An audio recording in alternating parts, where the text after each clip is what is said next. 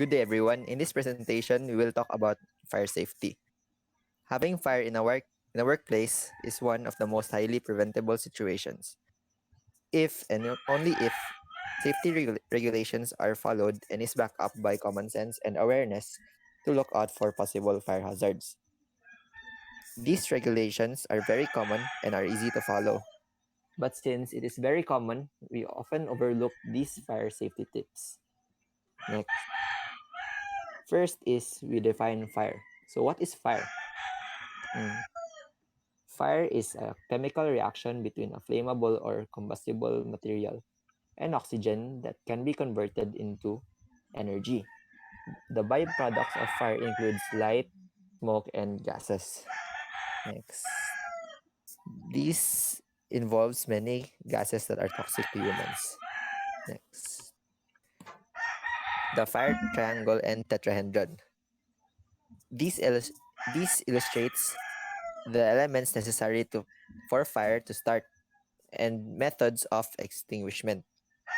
Each side represents the essential ingredients for fire, namely oxygen, fuel, and heat. The fourth element, which is present in the fire tetrahedron, is present when a fire starts. This is the chain reaction and is used for propagation. Next. So the three elements are fuel, oxygen, and heat. So fuel is any material that will burn. The next is oxygen. It supports and accelerates the combustion.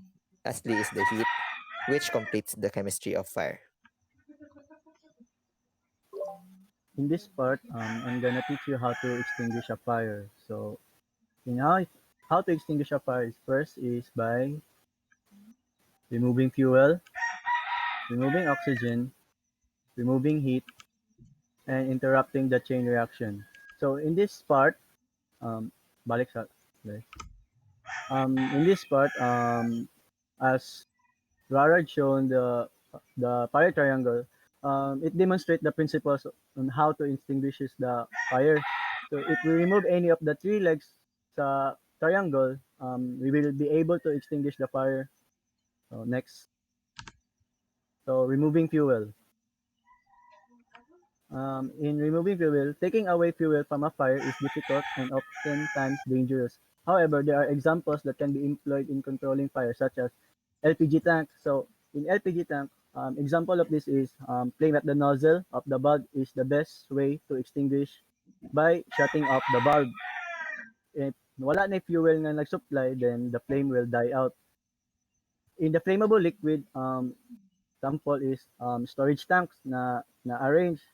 So the storage that can be arranged so that contents can be pumped to an empty tank in case fire lanes by cutting in the forest prevents conflagration. In grasses, or some mga undergrowth are burned ahead of an advancing bush fire. So ang best way ana is kuan kanang na wala na bitaw fuel na maka-feed sa fire. So next is the removing oxygen. So oxygen cannot be eliminated completely. So what one can do is first is separate it from the fire through smothering the burning area with a non-combustible material. So example ani is if there are oil spills, you can cover it with a wet blanket or you can throw sand or soil on it. Another way is covering with foam and smothering it with inert gas. And the second technique is reduce the concentration of oxygen below the concentration necessary to support combustion. Example ani is a light candle na and cover with glass until the candle dies. So next, removing heat. So if we reduce the heat below the kindling point or flash point, we stop the release of combustible vapors and gases and extinguish the fire. So example ani is after cooking barbecue, uh, we normally put off the charcoal using water applied directly to the flame. So in ani nga way, mapalong diretso ang heat. tungod sa water. So next, uh, lastly, the interrupting the chain reaction. So interrupting the chain reaction by inhibiting the oxidation process and the production of flammable vapors that react with oxygen. Then we extinguish the fire. So example ani is using of dry chemicals na principle. So if mag-use daw dry nga chemicals, so maka-extinguish siya og fire. So in summary, control of fires can be accomplished by removing one of the sides of the triangle and or kaning inhibiting the chain reaction. So next. So classifications of fire. So classifications of fire. There are four classes of fires categorized according to the kind of material that is burning. So next. So muna sila ang mga classes of fires, which is the class A fires.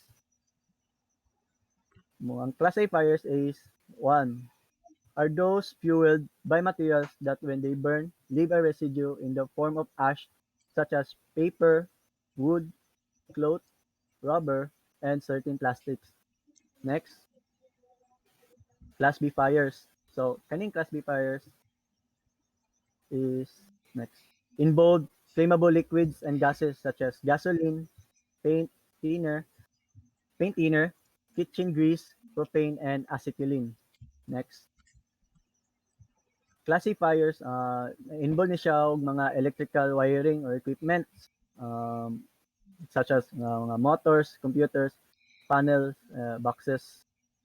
Next, the class D fires involves combustible materials such as magnesium, sodium, titanium, and certain organometallic compounds such as alkyl lithium and Grignard reagents. And next, and lastly, the Class K fires. Class K fires next involves combustion cooking fuels such as vegetable or animal oils or fats. Next. So, the principles of fire prevention and control to prevent the outbreak of fire. So, makapreventa og fire by controlling the combination of three elements at the right proportion. Normally, oxygen is the most difficult of the three factors since it is all around us and kailangan man na sa humans. So, heat and fuel is left. Therefore, the simplest control measures have to do with heat and fuel. Another way to prevent fire is to examine the hazards from which most fires originate and understanding how to control them. So this is the table sa causes of fire according to the National Statistics Office of 2007, with with electric as the most common cause and lightning with the least common cause. Common causes of fire. Electricity. The hazards of electricity involves electrocution and fire.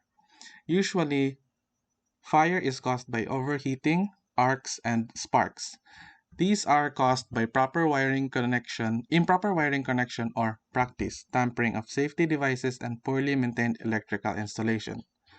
Ways to control it is to conduct regular inspection and maintenance ng electrical installation, employ a trained and licensed electrician, and follow the Philippine Electrical Code and occupational safety and health standards. Mechanical heat. Mechanical heat are heated surfaces on furnace, flues, heating devices, and light bulbs. These can cause fires if flammable or combustible materials are close enough.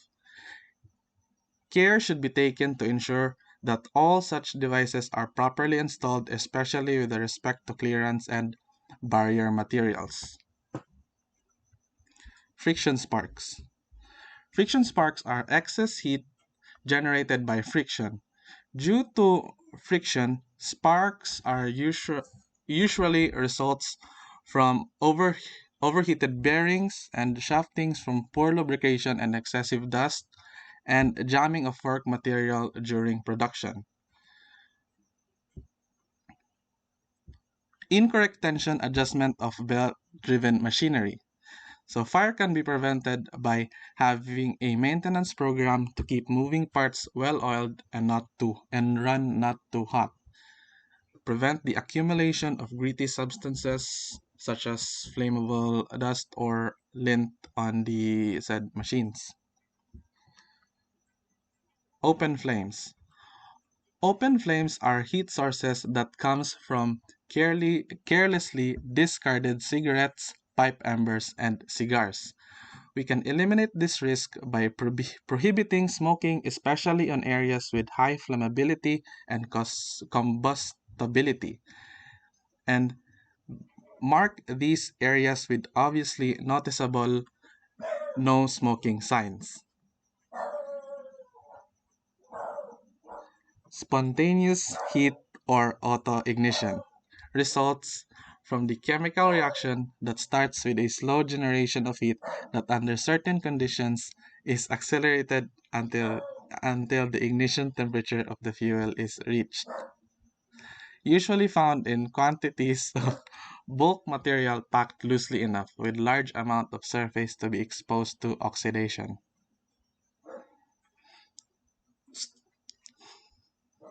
Welding and cutting sparks.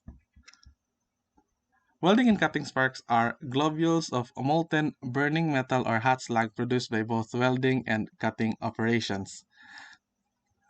These sparks are usually the sparks generated by oxy-fuel cutting are generally more hazardous.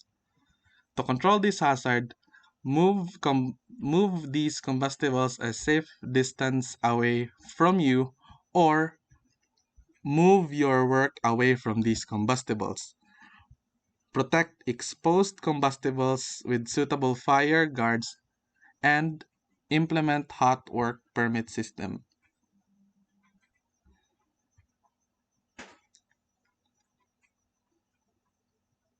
Generation of static charge are formed by the contact and separation of dissimilar materials, usually produced by flow of liquid through a pipe, agitation, and mixing, splash, filling, and etc.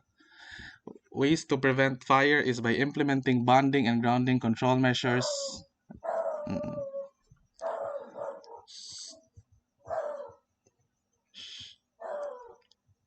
Highly flammable or combustible materials may include hay, straw, bedding materials, cobwebs, dust and grain dust, horse blankets, paint, fertilizer, pesticides, and herbicides.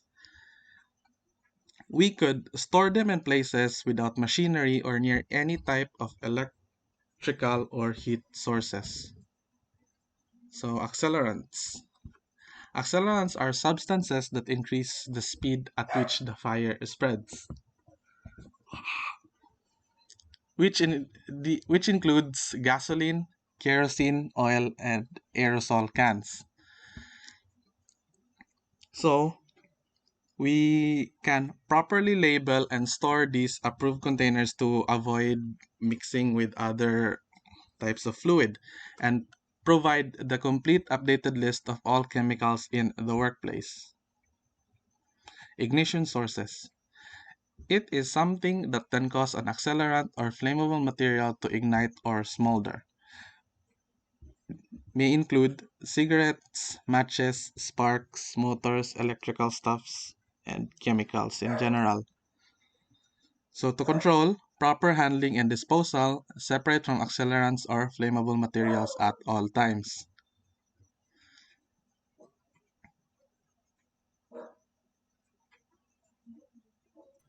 Provide for early detection of fire.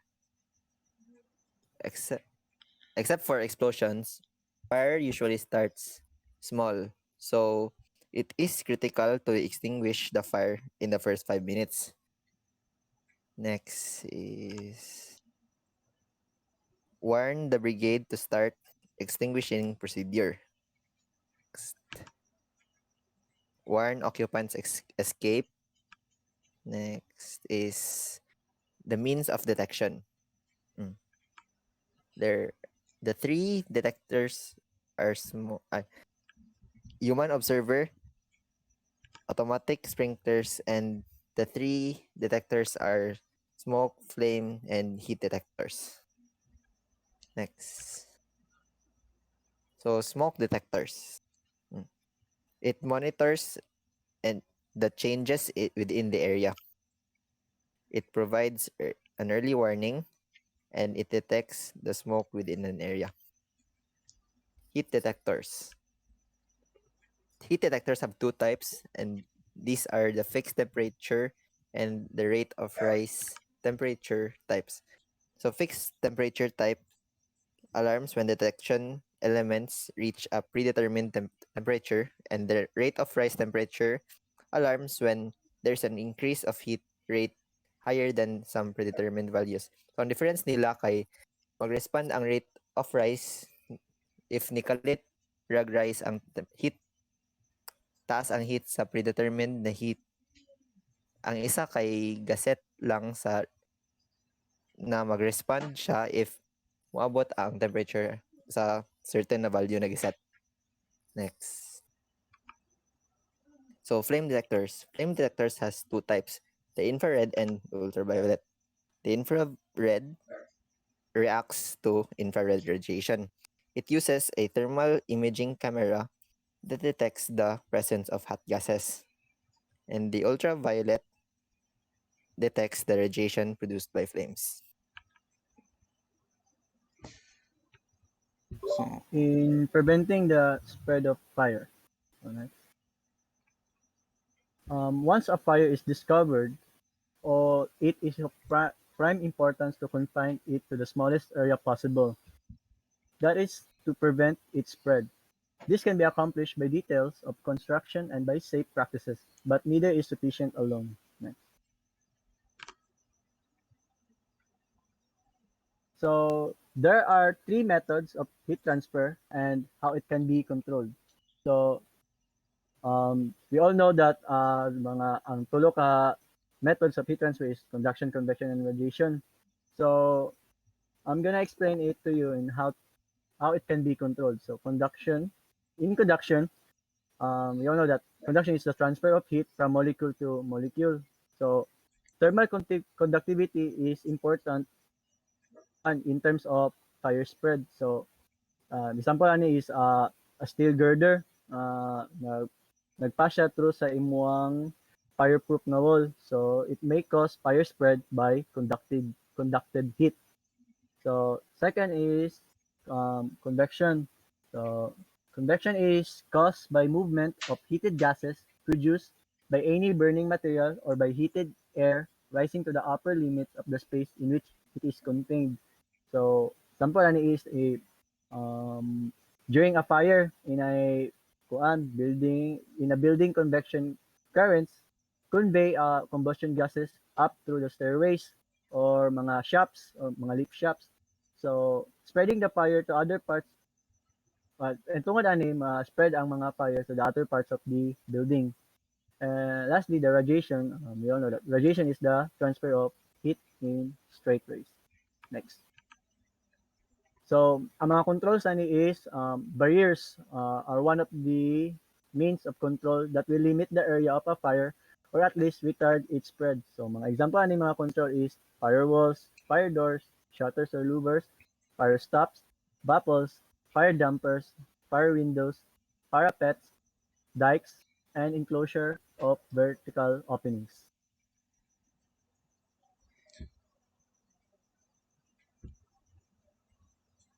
so Providing for prompt extinguishment, there are two categories.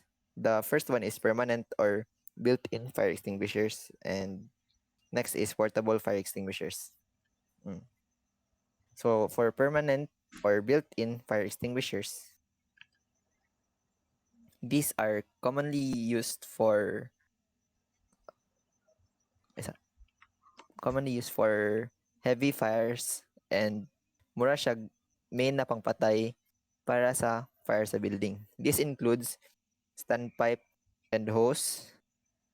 Next, automatic sprinkler system, fire hydrant, fire pump, fire truck, and automatic extinguishing system. Portable extinguishers, on the other hand, lessen the damage from fire and it needs proper maintenance and regular inspection. It is also called first aid fire extinguishers.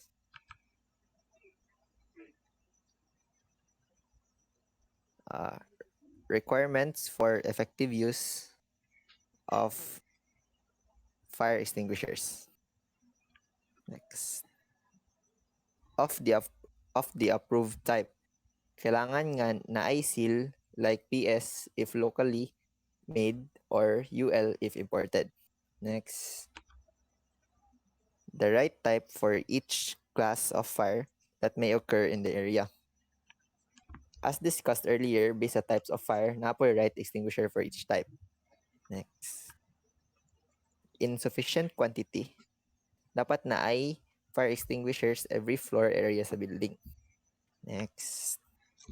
Located where there are when they are easily accessible for immediate use and the location is kept accessible and clearly identified.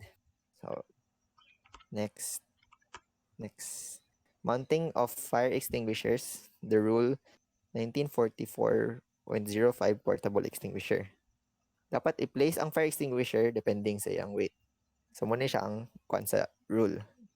Next is maintain in operation. Dapat na examine if accessible and free from obstructions and iyang maintenance and i-check always ang extinguisher every year if okay pa ba siya. Next. Operable by area personnel who are properly trained to use them effectively and promptly. So dapat na isa ka worker or pang maintenance pod na kabalo maggamit sa fire extinguisher which will be discussed later on. Next. In absence of fire extinguishers. For A fire, water is best. Next is for B fire, a metal cover, wet slack, towel, cloth, blanket, sand, and soil. For C fire, use methods for A and B and prioritize the main switch. So, to provide for prompt and orderly evacuation of personnel. So, once a fire is discovered in a building, ang first and foremost yun nga buhaton is to evacuate all the personnels to a safer place. Then, people should be trained on orderly evacuation through regularly scheduled fire drills. And exits that will empty the ordinary structure in ample time should be found and cleared way to prevent the loss of life or injury should be a primary concern. So the exit requirement for life safety in case of fire is at least 2 ways out remote from each other, additional exits according to the number of persons and relative fire danger. Evacuation drills are well planned, frequently practiced at least twice a year. Exits are well marked, clear, unobstructed, and well lighted. And lastly, correct exit designs. General fire safety precautions. Smoking should never be permitted in hazardous areas. Butt cans should be provided as an incentive to extinguish all cigarettes. Exit doors should be clearly marked. Aisles should be raked or swept clean at all times.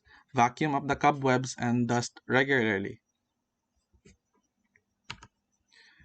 Green foliages or vegetation such as weeds, twigs, and other trash should be kept mowed or picked up or trimmed or mowed regularly around or outside the building. Flammable substances should be kept elsewhere outside the building. Paper storage should not be near lights, fan, and electrical boxes, heaters, or outlets. Okay. Vehicles and machinery should be stored in a separate building. A fire hose and buckets should be available. Lastly, the practice fire drills should be held so employees and boarders are familiar with their responsibilities should the real fire occur. Lightning protection. Next. Professionally install lightning rods of copper or aluminum. So, dapat na ay professional nga worker para mag-install sa nani na type for lightning protection sa isa building. Next. Systems should be properly grounded. Example for pipes, water, electrical, and telephone lines. Next.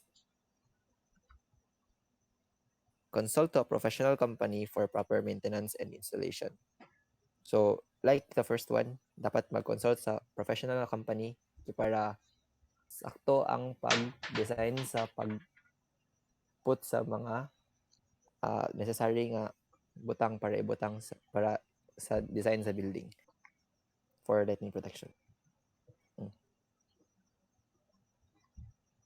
So as for the summary and conclusion of this report of the fire safety, next, is that the fire triangle demonstrates how fire starts and how it could be extinguished. So the fire triangle, which consists of oxygen, heat, and fuel. Next. So the principle of fire prevention and control programs involves prevention, prompt action to extinguish the fire, and safe evacuation of occupants. With these principles in mind, makatabang ka. So, prevent fires in your workplace, safeguard your property, protect many lives. So, fire extinguishers. So, ang mga fire extinguishers are categorized according to the substance that they contain and by the, as discussed earlier, by their classes of fire. Extinguishers are rated for use only against their certain kinds of fires and will carry an A, B, C, D marking to indicate the classes of fire against which they may properly be used. For example, ani is fire extinguisher nga rated for Class B and Class C fires is called a Type BC extinguisher. A fire extinguisher should not be used on a class of fire for which is not rated. So, mo ni ang tables on which unsa nga extinguisher ang may used on which type of fire. Note that fire extinguisher should never be used on classes of fires for which they are not rated. In some cases, water used on Class D fire, the fire extinguisher might actually make the fire worse.